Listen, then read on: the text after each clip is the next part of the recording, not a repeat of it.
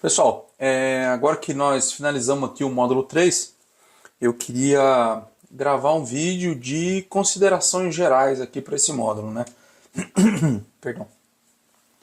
Dizer alguns pontos importantes que eu acho que vale a pena a gente ressaltar aqui, né? O primeiro deles é o seguinte: não utilize essa pesquisa de mercado do jeito que ela está aí, confiando que o preço é esse, tá?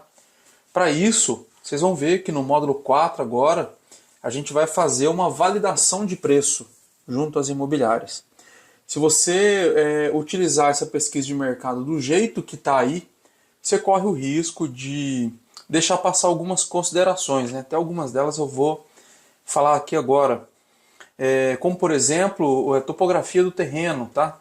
Que são questões que a gente vai ver na viabilidade detalhada depois. A viabilidade detalhada acaba cobrindo esses espaços aí. Então, se você for fazer um estudo para poder fazer a aquisição de um imóvel, não utilize somente a pesquisa de mercado da maneira que está aí. Existe um profissional que você pode contratar para isso, que é um perito avaliador, o especialista em engenharia legal, que é um dos profissionais que a gente recomenda buscar também. É um profissional que é capacitado para poder fazer essa pesquisa, existe uma NBR para isso, né? E da maneira que eu faço, é a minha experiência de trabalho, que eu acho que é muito valiosa, tem dado muito certo, mas ela não pode ser utilizada de maneira isolada, ela tem que ser utilizada junto com a validação e a viabilidade detalhada que nós vamos ver agora no módulo 4. Tá? Então essa é a primeira observação. A segunda observação é o seguinte: procure terrenos onde o preço dos imóveis seja maior. Tá? A gente tem uma faixa de preço que ela estrangula a gente um pouco. E então, já que você vai buscar de repente uma permuta por unidade futura, invista tempo buscando uma área que tenha um valor de venda maior do imóvel. Tá, ok? Por outro lado, sempre avalie as áreas onde você tem um valor baixo de aquisição de terreno. Porque nós temos experiência aqui, especialmente na mentoria, de mentorados que desenvolvem ali o faixa 1 do Minha Casa Minha Vida, ou imóveis na faixa dos 120, 130, 140 mil reais de valor de venda, em que nesses locais a aquisição do terreno pode ser uma oportunidade interessante, e esse negócio é um negócio que tem alto retorno também. Tá? Então são algumas considerações que eu estou fazendo aqui, para a gente ter em mente que o negócio não é engessado. Cada vez mais você vai depender do seu desenvolvimento, aí, da sua qualificação, né, operando essas ferramentas. E durante esse aprendizado aqui, você vai pegando a manha disso aí. Por que eu digo isso? Né? O projeto que eu apresentei para vocês aí, que nós fizemos a viabilidade, é um projeto que eu estou estudando agora, que tem um valor interessantíssimo de venda na faixa dos 300 mil reais a unidade pronta, né? Um apartamento de 60 metros. Esse é um valor excelente, você vê, tem retornos ótimos aí pra gente. Ao contrário, a gente poderia ter um prédio, por exemplo, o mesmo prédio, o mesmo método construtivo e tudo mais, com valor de venda menor, diminuiria as nossas margens, né? É uma posição que a gente não precisa se colocar, tá, pessoal? Às vezes na ânsia de querer fazer um negócio dar certo, você agarra uma oportunidade que você encontra e não faz o negócio de maneira racional. Faça de maneira racional e só entre em negócio que tenha gordura. Tá? Não force o processo de viabilidade. Ah, não, aqui para dar certo agora eu vou, sabe, se enganar. Não faça isso, tá? E sempre, lógico, faça da melhor forma possível, com calma, tá? Na dúvida, não faça, tá ok? Outra coisa que eu queria dizer, insistir, né? Trazer para esse processo os profissionais, o time de trabalho. Então, o advogado, o contador, o escritório de engenharia, ajuste esse time em torno de você, monte um bom time de trabalho, compartilhe com eles o seu plano de negócio e cada passo que você for dar, recorra a esses profissionais. Eles são mais experientes que a gente, né? Você tem a minha contadora, por exemplo, ela tem 30 anos de contabilidade da construção civil. Ela já tem construtoras no escritório dela que a primeira obra foi com ela. E hoje são grandes construtores aqui na região. Então essas pessoas têm uma experiência assim ímpar para poder te auxiliar numa tomada de decisão. E essa tomada de decisão ela não precisa ser afobada, com pressa. Pode ser tranquilo, devagar. Vai por mim. Tome a decisão com calma. Tá? Não existe esse negócio de oportunidade da vida, não existe. Tá? O que existe é um processo bem feito, feito com calma, com responsabilidade, com segurança. O mercado imobiliário ele não é um mercado interessante para a gente especular, de repente, sabe? Querer correr, fazer um... Não, é com calma, devagar. Esse negócio é um negócio de longo prazo. Eu até, tem pessoas que conversam comigo, pô, tô até a fim de diminuir um pouquinho a minha margem agora para eu poder fazer o primeiro e ganhar, né, e desenvolver. Essa é uma questão para a gente pensar. É um negócio de longo prazo. Você não vai encher o bolso de dinheiro na primeira. Isso não existe, é trabalho, né? Uma outra coisa, né, que eu coloquei aqui, que sempre as pessoas me perguntam, vai aparecer no processo de viabilidade detalhada, mas é um hackzinho que eu queria deixar aqui para vocês.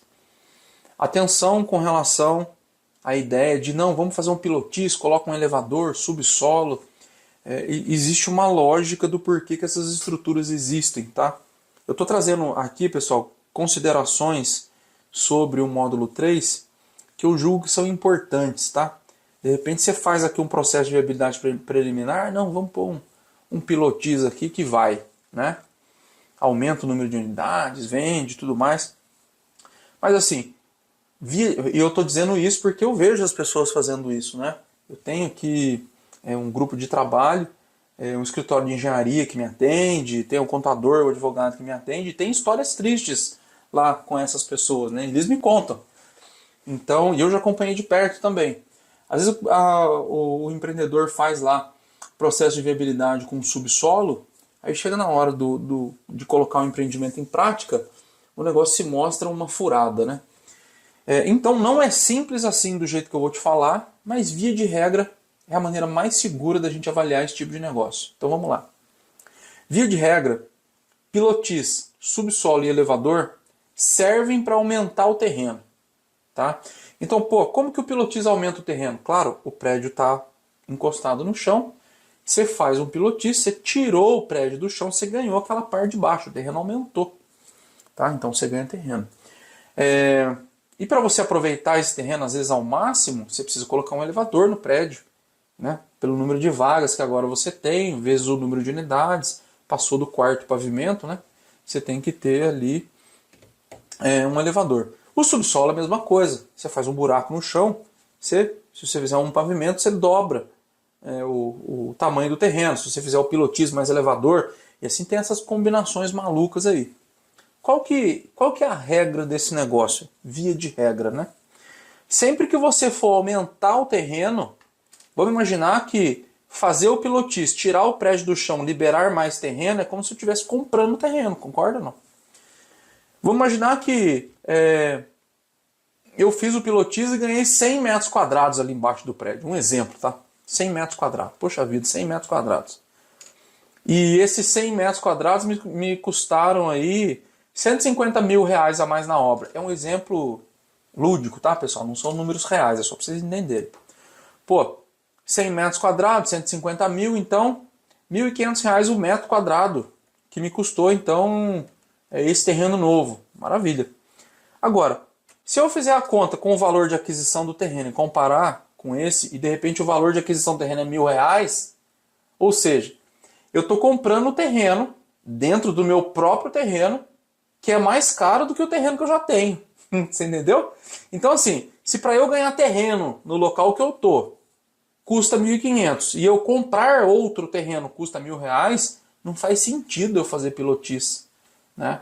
Se de repente o preço é R$ 1.000, eu sei agora de um exemplo de um projeto aqui próximo da gente.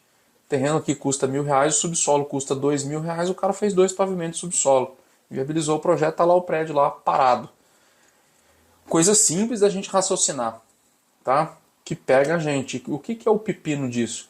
Que com imóveis não tem valor pequeno, né? Tudo são valores altos. Então, se a gente pudesse cercar disso, é um cuidado a mais que eu estou trazendo para vocês aqui no nosso no nosso raciocínio, tá?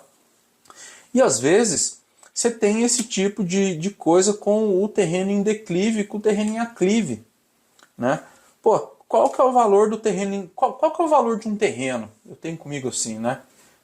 Qual que é o preço do terreno? O preço do terreno é no ponto de começar a construir. Se o terreno é um declive ou um aclive, eu tenho que saber que eu tenho que fazer um aterro, vai ter muro de arrimo, né? Eu tenho que considerar, se o aterro for muito grande, talvez com o tempo, por mais que você faça a compactação, todo mundo vai falar, não, o engenheiro estrutural falou, não, beleza. Você faz um aterro de 4, 5 metros de aterro, com o tempo que ele ceda 3 milímetros, descola o seu piso lá, abaixa, você já está com um pipinão na mão. Então talvez não seja um aterro, seja um, né, você vai fazer um que a gente chama de caixão morto, você vai fazer uma laje em cima, sei lá. O preço do terreno é o preço no ponto de começar a construir. Muita atenção com relação a aclive e declive, tá, pessoal? Façam uma análise criteriosa sobre aclive e declive. No declive, eu já tenho aqui a experiência de porque num terreno em declive, né? Você está aqui, você tem que nivelar aqui o terreno para você construir daqui para cima. Às vezes, nesse pedaço aqui, você consegue colocar um apartamento, em vez de fazer um pilotis. Então, às vezes, você consegue transformar o limão em limonada. Essa é uma opção. Uma outra dica é, nesses casos de aclive e declive, movimentar o mínimo possível o terreno, tá? Sempre aproveitar a topografia do terreno nesse caso. Conversar com o engenheiro agora nessa fase preliminar. Pô, será que dá pra gente fazer alguma coisa aqui que aproveite a topografia do terreno e eu não precise movimentar muita terra? Porque movimentar a terra é caro. Você só vai saber a hora que você começar a mexer, cara. E aí você faz ali uma escavação, de repente aparece alguma coisa no vizinho, você tem que fazer um muro de arrimo que não estava previsto, não é? Então, eu queria fazer essa observação geral, esse fechamento com vocês. E por último dizer o seguinte, não se afobem em fechar o primeiro negócio, tá? Não se afobem em fechar o primeiro. Às vezes o terrenista vira e fala assim, não vou assinar o contrato de opção de compra porque tem multa. Não faça. Não faça. Tá cheio de terreno por aí, cara. Você só precisa procurar outro. Às vezes o terrenista dá uma forçada na barra ali, não vou pagar multa, não vou. Aí você vai, cara, gasta 5, 6, 7 mil de engenharia, de projeto, de um monte de coisa. É claro que dá para fazer com menos, mas você gasta ali que seja o seu tempo, envolve gente. Aí o terrenista, não vou querer fazer mais. Então, o terrenista não quer assinar a opção de compra? Não faça. Tá? Deixa passar. A gente não precisa, gestão de riscos, módulo 1. A gente não precisa correr risco desnecessário. Calma, paciência, foco no processo por enquanto, não no resultado ainda. Porque se você quiser logo produzir resultados, você vai fazer besteira no meio do caminho. Tá? Faça com calma. Eu já sofri muito por conta disso. Não, eu vou fechar negócio, vou prometer mundos e fundos para o terrenista. Calma, faz o negócio com calma, com paciência, assessorado por um bom advogado, um bom contador, escritório bom de engenharia. Foca nisso agora no momento. E aí vai prospectando o terreno, apareceu, você faz a viabilidade preliminar, faz a proposta usando uma opção de compra, tudo no seu tempo. Lembra que a viabilidade preliminar a gente consegue fazer ali em 48, 72 horas? Beleza, respeita esse tempo. 72 horas, ajusta a equipe, né? Faça nesse prazo, apresente a proposta. Nunca também mande proposta pelo WhatsApp escrito ali, sabe? Faça aqui na opção de compra, qualifica as partes, qualifica o imóvel, faça tudo legalzinho. Mostre a opção de compra para o advogado antes, né? De tocar para frente, bate um papo com o contador, não custa nada, tá bom? Então era esse bate-papo aqui, essas considerações gerais antes de finalizar o módulo 3. Vamos agora então para o módulo 4, para viabilidade detalhada. Pessoal, deixa aqui embaixo seus comentários, suas dúvidas. Valeu, obrigado e até a próxima aula.